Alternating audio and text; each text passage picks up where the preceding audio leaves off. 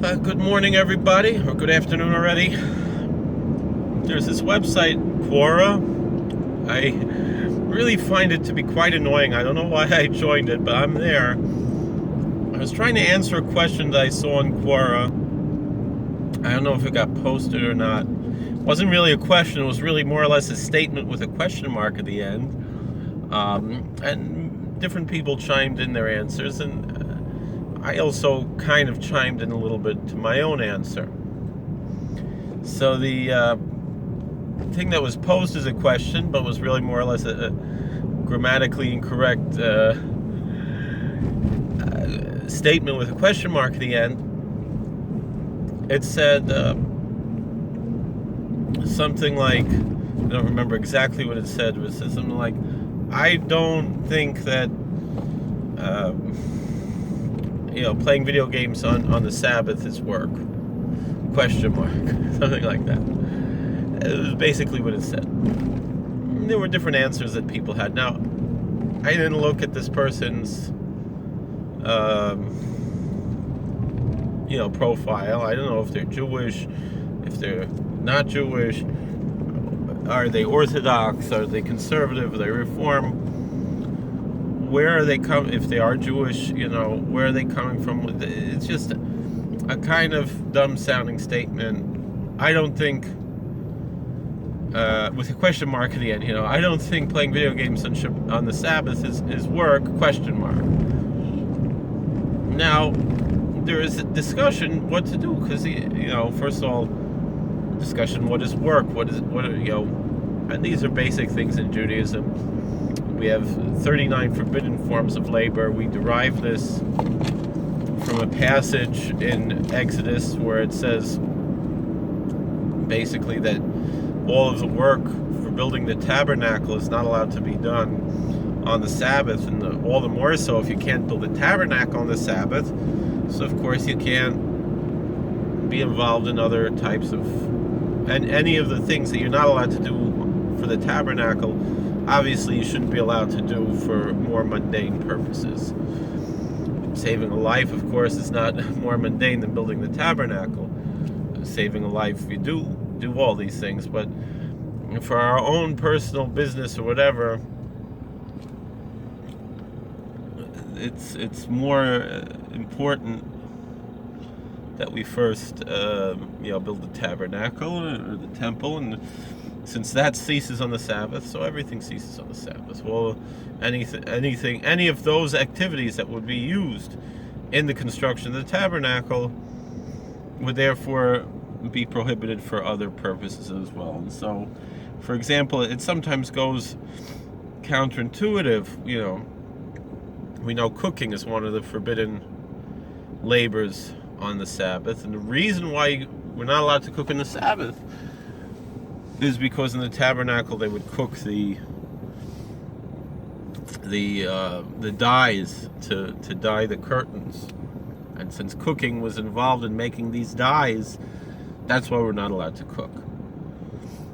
Now, electricity, it's different people bringing up different answers, and I think if people were more educated, I think it's possible there would be more observance to a certain extent of the basics. I know a lot of people have brought this up to me in the past and said, why do we push so much? We need to get back to basics. Why are we so strict in a lot of things? And to a certain extent, it's true. With that being said, we have to recognize the difference between what we call Ikar Adin, the main law, the root of the law, the actual law we could say is universally binding, and then what is Chumrah, what is Minhag, and to recognize the difference between when are we engaging in a stringency. I'm not saying it's bad to engage in a stringency. Time and time again it says a machmir tovei alav bracha. Someone who is strict, he'll have a blessing from this. But of course we go above and beyond that's going above and beyond the letter of the law. And so we can't say that someone who is not going above and beyond the letter of the law is a sinner. So let's get into what exactly we're talking about here. There are many, many issues that are matters of dispute in Jewish law. And there are opinions that might say a particular thing is an actual, particularly when it comes to laws of the Sabbath, of Shabbat, of Shabbos. Certain issues, certain opinions will say, and rightfully so, these are great scholars who earn their stature, and they voice their opinion. This is not nobody. This isn't Joe Kolakowski saying this. This is someone with stature who's saying that certain activity violates a biblical law. And there are rabbis of just as great stature who say it's totally permitted. And then there are those in between who say that basically what's true is it's something we don't do, but maybe technically there's probably nothing actually wrong with it. And it's a pious thing to avoid these things. A machmir tovel of bracha, someone who's strict, he's blessed for this, he or she is blessed for this, but that's it. So the question playing video games, there's a lot of issues. It's not simple, it's not cut and dry. Well, I don't feel like that's work. It's play and it's not work. Well, so too, playing baseball, it's play and it's not work. Many questions, riding a bicycle, many questions, are involved. Outside of an Erev, it's work to play baseball. You pick up the bat, it's like, I heard, and even inside an Erev, it's still many questions. I heard a comedian from our community. He said something like, someone asked Rav Chaim Kanievsky, can you play basketball on Shabbos? And he said, what's it? This mazev? What is it? And I don't know. We're translating to Yiddish, but I don't. Said, man nimmt the ball, man like das rein in the basket, und so. Ich weiß auch nicht, was, Sie said, ob es möglich ist, besser zu reinlegen for Shabbos, Excuse me. He says, if it's possible, it's better to put the ball in the basket before Shabbos. So, but the thing is, on the other hand, we develop these prejudices that we come into things being totally ignorant, and we just assume this is how it's done. This is what my parents did. This is what my rabbis did, and that's it. And they don't ask questions. They don't understand where it comes from, and then they wind up. I saw it myself 2 weeks ago. Someone they're familiar. You're not allowed to write on Shabbos. And you're not allowed to erase on Shabbos, right? So I saw someone at shul, there was a cake with writing on it, and they knew, you're not allowed to cut the letters on Shabbos because it's erasing. This is someone, Rebbitzin actually. And so what did she do? She erased the letters so she could cut it without erasing it. I was like, that's actually worse, so don't say it so loud, but we sometimes wind up out of ignorance being more strict than we're supposed to be from the beginning. So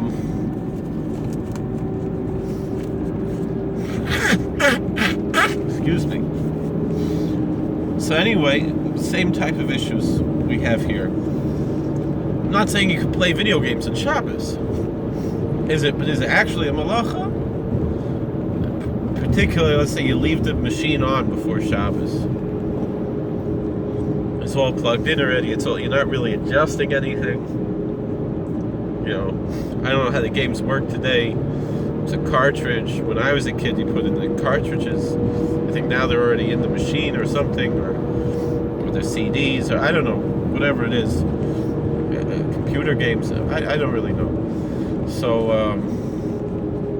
I know I have games on my phone and on the computer, but I don't have any of these new PlayStation, or I think I know my sister gave us a PlayStation. I remember it was an old one. I think they put in like DVDs. But again, all these questions. What are we exactly dealing with? Sorry, I keep blowing my nose. So anyway, I should just pause the video when Anyway, are you actually doing a malacha? When you come down, there are opinions that yes, all electricity is a malacha. It's actually biblical prohibition, and I'm not saying that those opinions are invalid. But there are many very great scholars who have said there's probably the main issues are like this: the question between an incandescent bulb and all other types of electricity. There are opinions that even allow incandescent bulbs. There are opinions that that prohibit incandescent bulbs, but technically allow other types of electricity. Although they say it's better to be pious and not to use it, but it's technically okay. And then there's opinions that all electricity is prohibited.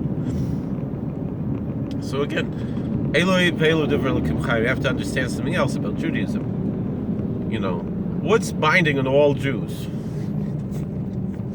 is the rulings, basically, of colloquially we'll call the Sanhedrin, even though there were many Sanhedrins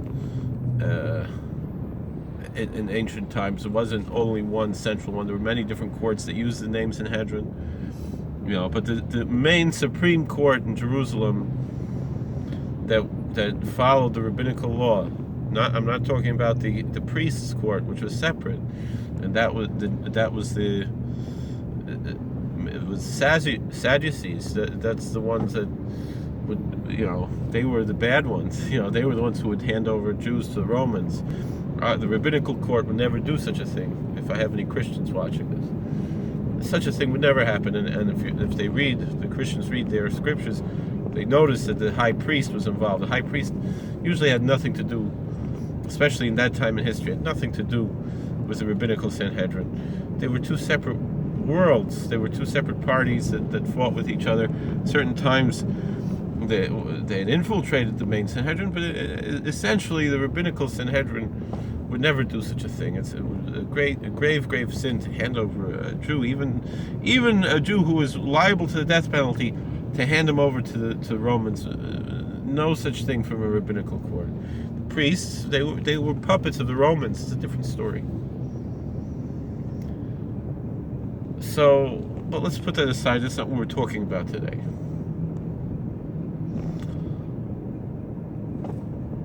When we get back to the question of electricity.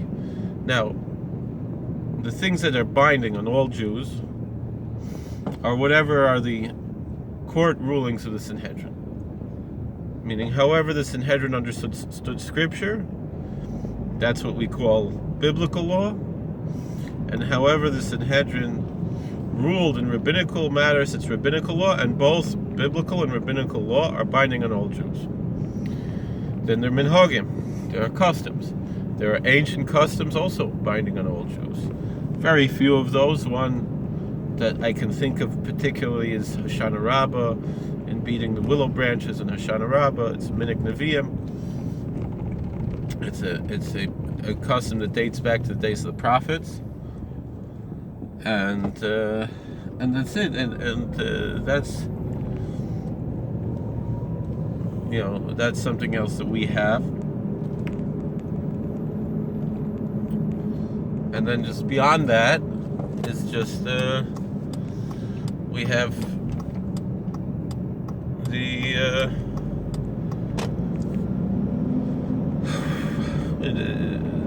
the local customs, local minhagim. Those are binding only on people who are part of those communities.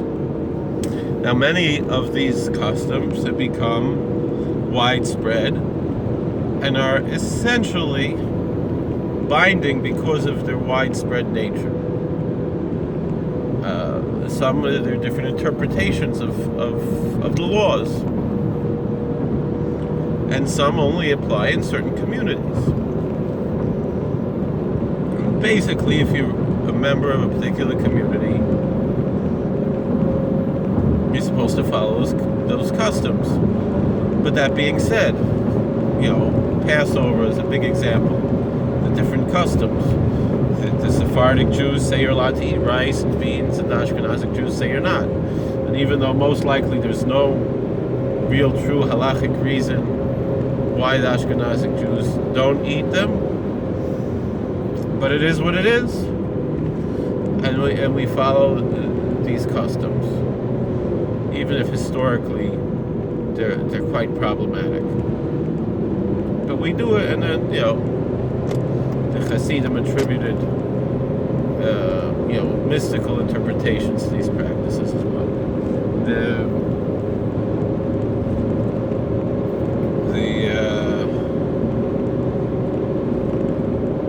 But it's not a sin that if the Sephardic Jews eat rice on Pesach, it's not a sin. And technically, if an Ashkenazic Jew would eat rice on Pesach, also not a sin. Just something we don't do. And that's the same thing among the Ashkenazim, the different customs. Eating gebroks, not eating gebroks, things like that. And again, it goes by family customs, things like that. But is it a sin to eat gebroks? Certainly there's much more of a danger in eating gebroks, I'm saying halachically, than eating rice, right? Because maybe some of the flour didn't get cooked all the way, or something like that. Or with the rice, so maybe some wheat got mixed with the flour, that type of thing. These are the type of questions we deal with. A similar thing, wearing a yarmulke. Is it a law? Man has to wear a yarmulke? Well, you say it's in Shulchan Aruch. I have to follow Shulchan Aruch. Yes. I remember I asked a Hasidic rabbi, what should I do to be a chassid? And he said, follow Shulchan Aruch. The fact of the matter is, Shulchan Aruch brings many things that are above and beyond the letter of the law. And you're already being a chassid. You're already being pious. Quite often, just following Shulchan Aruch. Shulchan Aruch says you should say Tikkun Chatzos and always be worried about the Korban Beis Hamikdash all year long. And then how many people, even on Tisha B'Av, are really thinking about the Korban Beis Hamikdash? These type of things, So yes, a pious Jewish man, he covers his head. And then Shulchan Aruch also says you wear a gartel and you cover the yarmulke also with ituf, with put the talis over the yarmulke or a hat or something. Is it an actual requirement? No. There are many pious Jews who, when they pray, they just wear a yarmulke and they don't wear a hat. And some people, they just wear a hat and they don't wear a yarmulke under it. These type of things. These are the types of customs that developed over the years, and so I pray, I wear a yarmulke and a hat on top. I remember my Zayd all of a sudden will always wear a hat, a baseball cap or whatever, and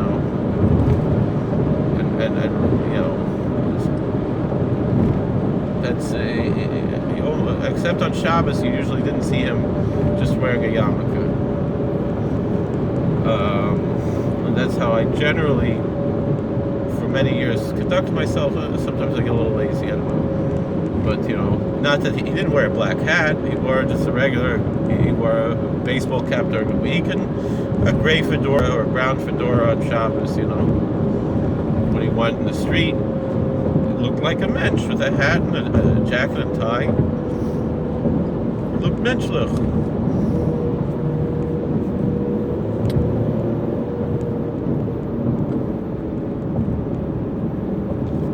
we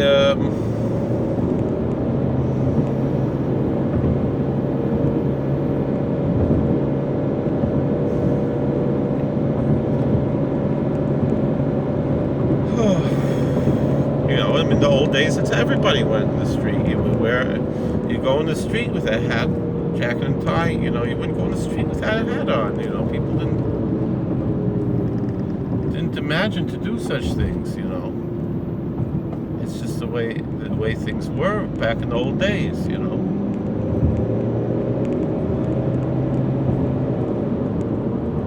And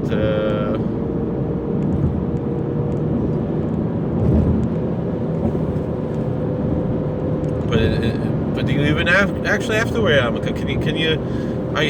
Technically, you're allowed to pray even with your head uncovered, and certainly to go out. It's just a pious thing that this is what we do.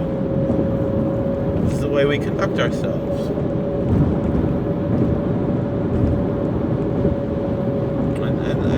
And essentially, given the fact that there are different opinions about electricity, particularly things other than incandescent lights, and I would include in incandescent lights the stoves that they light up red hot. It produces light and heat. It's similar to fire, and also there is an actual halachic issue of heating up metal, but which is a biblical prohibition, but it's mostly a biblical prohibition because has a purpose not of producing light and heat, but of softening the metal because you want to bring it to different shapes, something like that.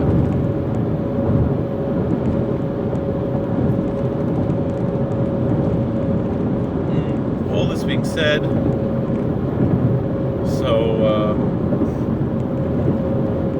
but that being said, essentially, particularly with things other than incandescent lights,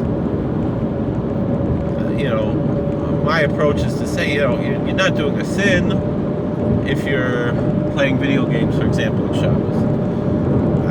But why do you want to do it? Again, same thing. I can understand someone's lonely. They want to leave on the radio or the TV on Shabbos. They're not going to touch it. Especially, or it's quiet. They can't bear so quiet. Maybe they live by themselves. I don't see a problem. Mashmiya kol. Alright, so there's a whole issue of Mashmiya kol. Alright, so you leave the TV on quiet.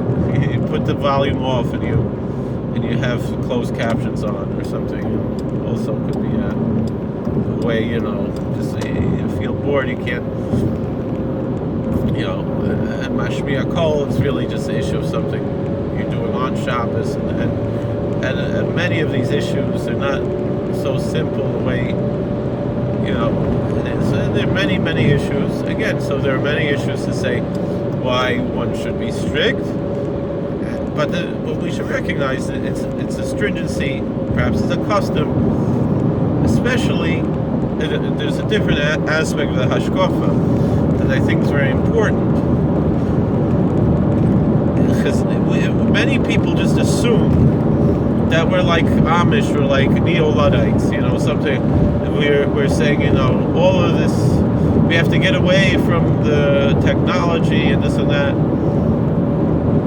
We see the concept that Chazal formulated, that no, specifically we're supposed to light Shabbos candles, even though what the Torah says you're not supposed to burn any fire in your house on Shabbos. The rabbi said you put it on before Shabbos, so you have Shabbos candles for light, you have a blech to keep your food warm, eat warm food on Shabbos, eat a cholent. It's not like, we're not Sadducees who say, you're supposed to eat cold food in the dark. You're supposed to enjoy Shabbos.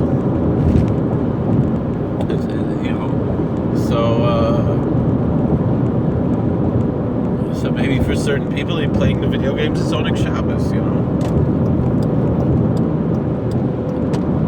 Again, there are strong enough opinions to say that it's totally forbidden, biblically, to say one should avoid it. But someone, a very weak person, they're just starting, they have to know what are the 39 malachas. Focus on not actually doing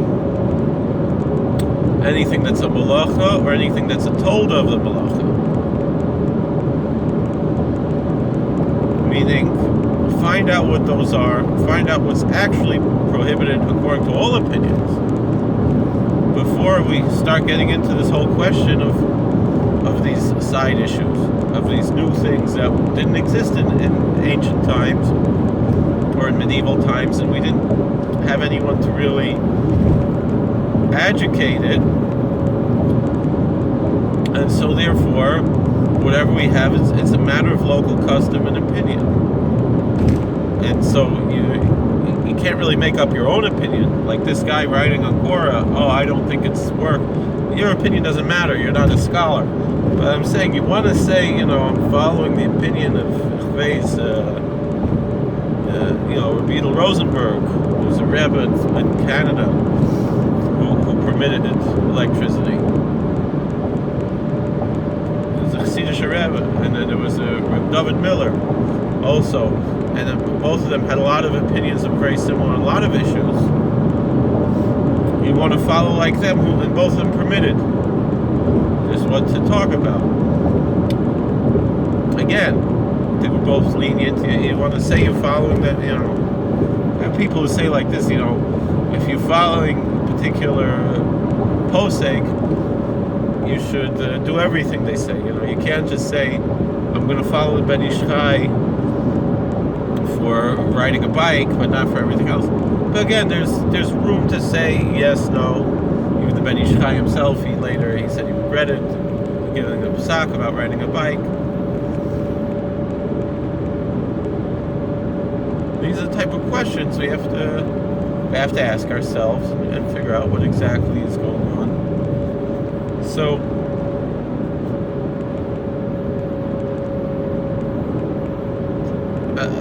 as far as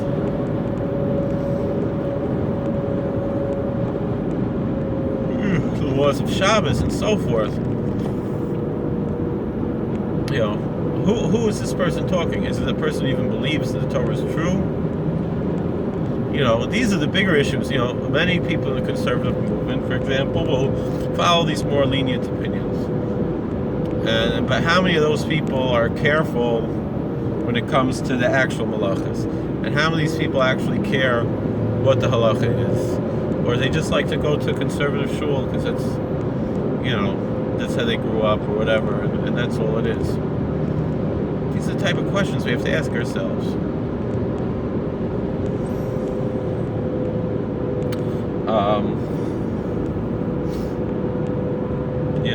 There are very pious people that go to conservative shuls and they daven 3 times a day and put on tefillin and keep kosher and Shabbos the way that they're taught. Most of those are the rabbis, but sometimes the old people, and there are very few of the young people who are actually serious about this. And if they are, they become a rabbi, conservative rabbi. And even among the conservative rabbis now, you have a lot of people who just don't actually follow even their standards of halacha anymore. So there are issues to discuss as far as that's concerned. But the real issues with the Reform and Conservative is not their practices as much as their beliefs. Do they believe Torah's min hashamayim? That's the real issue. But we have very pious Orthodox Gedolei Yisrael, Rav Shlomo Zalman Auerbach is probably the most famous, how he said that there's really no reason to prohibit, electricity other than perhaps the incandescent lights. But even though there's no reason to do it, if this is the accepted practice, and this is the way we're supposed to conduct ourselves, because this is the way it's always been. And so this is my answer to this person who made a statement with a question mark and didn't actually answer a question. We don't do it because we don't do it. We don't play video games on Shabbos because we don't. But when I say you want to play video games on Shabbos, I say you're a sinner, but they'll focus on the actual malachas first. You want to get into this issue of how did you grow up? Did you grow up that you were allowed to play video games on Shabbos, then you're getting an interest in religion, and how educated are you on the issues? These are the type of questions we have to ask ourselves. Now,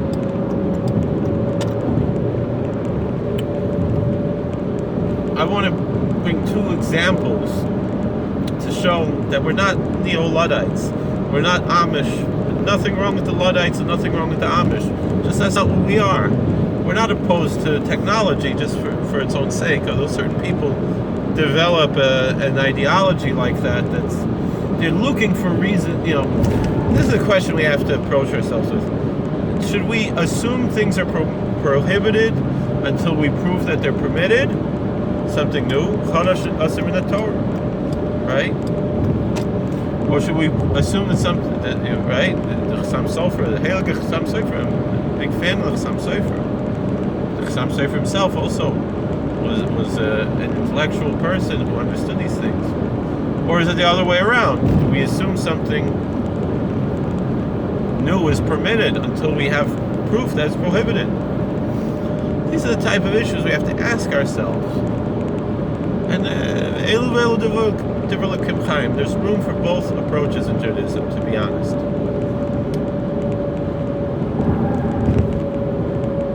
But I want to explain two issues where, going back again, like we said the story about the woman erasing the letters, even though, again, with food, it's not really a davar shel kayam. There are many, it's an actual, but I'm saying just, quantitatively and qualitatively, it was worse to erase those letters than to, by wiping them off, and it wasn't with any intention to write anything new, so it's worse than Rabbanan.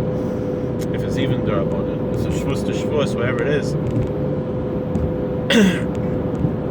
Then to actually just cut the cake and cut the words in the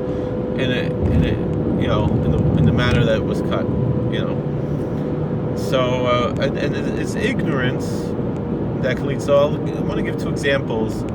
As far as electricity, I remember one time in our community there was somebody stealing copper wire and copper piping. So and the police asked me to keep the eyes open. We live in a small town. I saw a car that didn't look like it belonged there. Some people looked kind of upset seeing me. I was looking at them. I thought maybe these could be. There's something inside me said maybe these are the people who were stealing copper wires. They were in a weird-looking car. Weird-looking people. So then.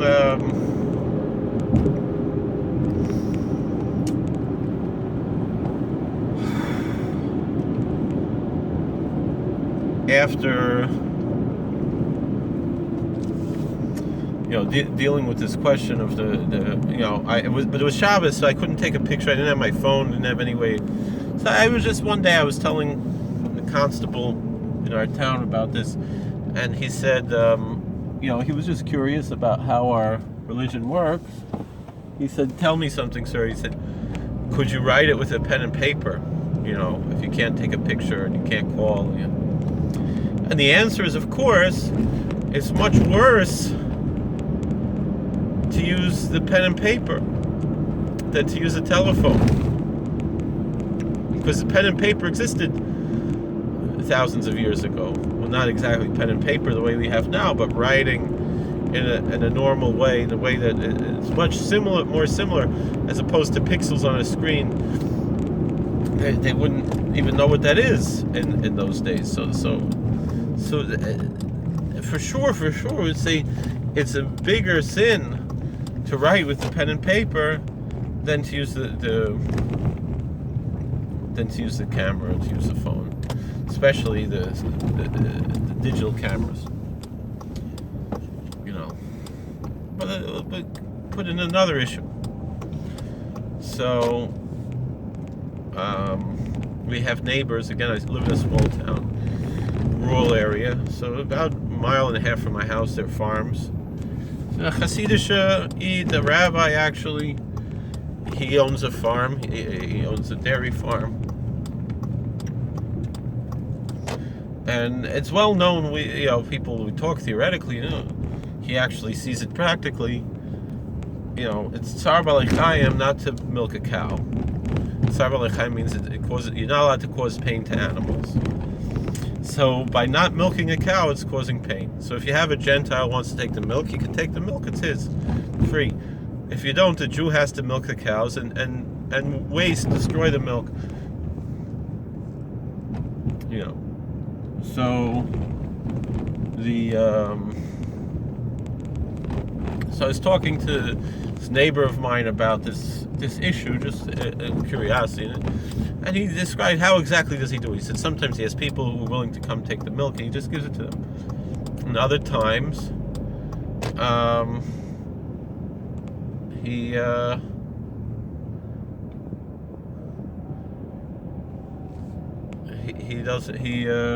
doesn't have anybody to take the milk. What's going on here? So he has to milk the cows and destroy the milk. And he says instead of just pouring on the ground, that would be pollution. He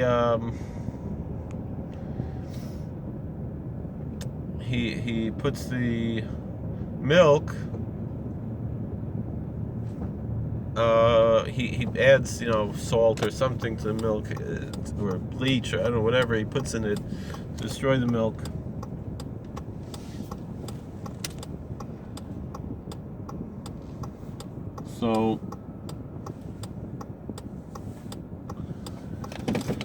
So then I said, but the interesting thing he told me is he said they use the machines to milk the cows, not the what do you call it? They use the machines. They don't milk by hand. You would think milking by hand, that's the old-fashioned way, right? And he said, yeah, but each time you squeeze the udder, you're committing another malacha. Even if it's the malacha you're allowed to do, we're supposed to try to eliminate as much as possible the malacha, the work. So he said like that. He said, therefore, he said if you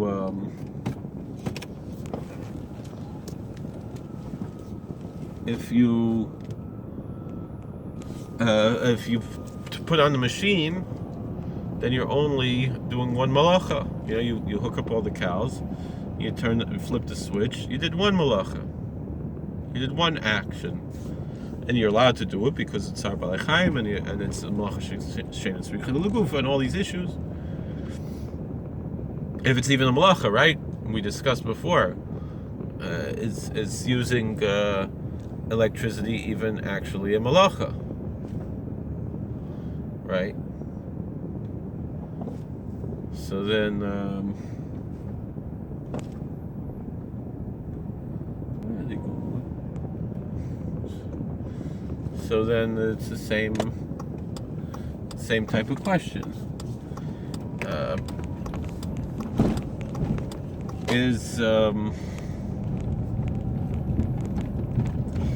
But let's assume that it is a malacha to use electricity to turn on the milking machine. But still, it's only one malacha, as opposed to if you are milking by hand, you're doing a lot of malachas. Each time you're doing hundreds of malachas. Who knows? For each cow, a few dozen squeezes here, and so therefore that's the halacha. That's the actual practical law. Is that it's better to use the electric milker than to milk by hand. It runs counterintuitive to the way most Orthodox Jews think.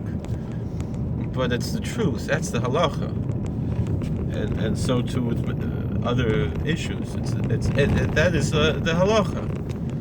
And again, if we're introduced to these ideas and we start to think the way halacha teaches us to think, instead of just the way we're taught, the way we were brought up,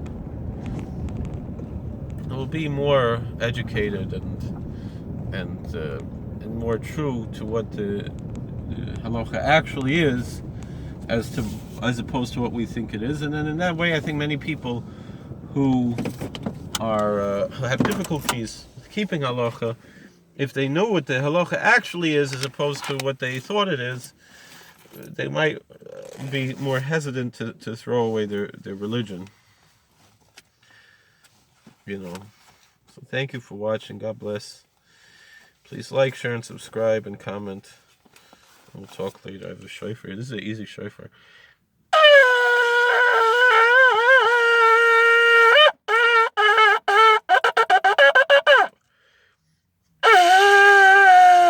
can make a better sound like that.